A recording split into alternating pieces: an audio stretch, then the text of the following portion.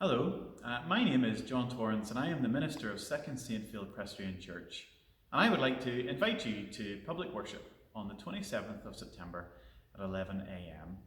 Let me begin by saying that if you have any concerns about joining us for worship on that day, or if you're unable to join us, that as a congregation we will be still putting on our services online and in time live streaming them so you can join us there. If, however, you are able to join us and if you're free from symptoms, then you are most welcome to come on that day and on from every Sunday from that day and join us here as we worship. And this video that we're putting together is a walkthrough of what it is going to be like for you when you are here. The church buildings are going to be open from 10:30, and can I encourage you to come anytime between 10:30 and 11 a.m. Don't all come at once. And when you do arrive, can I encourage you or direct you to enter through this gate here at the back of the premises and then proceed to queue around the meeting house each side and make your way towards the doors. As you work your way around either side of the meeting house, you'll see on the ground markings which will help you and your family or your bubble to keep 2 meters from other people.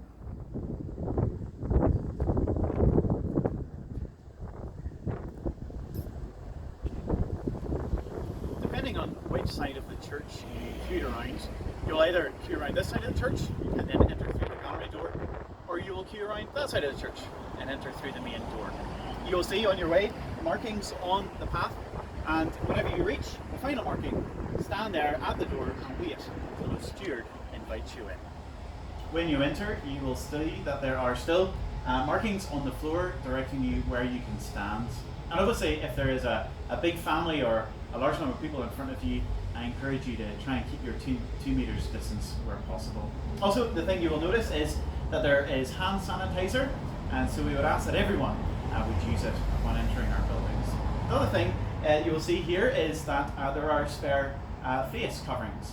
It's been recommended that we wear face coverings in our buildings. And if you'd like to wear one, and if you forget one, you can pick one up here. When you are ready, a steward will come and will direct you to a seat. As you can see, some of the pews have been marked off, and so to maximise our capacity, we're going to be filling up from the front. Please go to the seat that you're directed to go to by the steward, as they know where you can sit and where others can sit, so that we can get as many people in as possible. Hopefully, when you're in your pew, things will begin to feel a little bit more normal. We're going to be having a service of worship that will last about an hour, and we're going to read from God's Word, we're going to hear from God, we're going to pray to God, and we're even going to sing together, albeit quietly. But before our service of worship, there's a couple of things that you should note. First of all, before we begin to worship God, I'm going to take a picture of everyone who is present. And the reason we're doing that is for track and trace purposes. And so don't worry, I'm the only person who's going to have the copy of that photograph, and I'm only going to use it if a COVID case appears or is found among someone who is present. If you're a visitor or if you're not known to us, then can I ask you to make yourself known to a steward so that they might take a note of your details. And again, that's for track and trace purposes. The other thing you'll notice whenever you come into your pew is that there are no pew Bibles. And so can I invite you or encourage you to bring your own Bible with you? I've been using the ESV, the English Standard Version, and if you don't have a paper copy of this version of the Bible, I encourage you to download their app. It's great whenever God's people can open God's Word together and read it together and study it together. Let me also say that as a congregation, we want everyone to feel welcome to come here. And perhaps you're sitting at home and you have this great need, a great desire to come and worship God. But whatever is going on in your life, you feel like you cannot come or you cannot be noticed. And so I want to assure you that we have made a place for you in our building. There will be a pew kept free at the back of our meeting house. And if you feel that you need to come and worship God, you need to hear from Him and pray to Him, that you can come after everyone else has arrived and come in and go out without being noticed. Other thing you'll need to know is that there is no offering during our service of worship. And so, as we leave our pews, there are going to be boxes on the way out. And I encourage you, if you desire, to leave your offering in those boxes. Let me also say this is another opportunity for you to think about giving with a standing order. One of the things that you will know about COVID is the danger or how the virus transfers through cash and through envelopes. And so we want to protect those who are counting our money, and protect those who are taking our money to the bank. We're going to be looking after them, so don't worry about that. But let me encourage you to reduce that risk by thinking about setting up a standing order. Finally, before the offering or before you leave, what's going to happen is I'm going to ask you to leave your pew in an orderly fashion. And what that means is we're going to leave our pews one row at a time. So please wait until all the other rows behind you have left before you get up and leave your pew.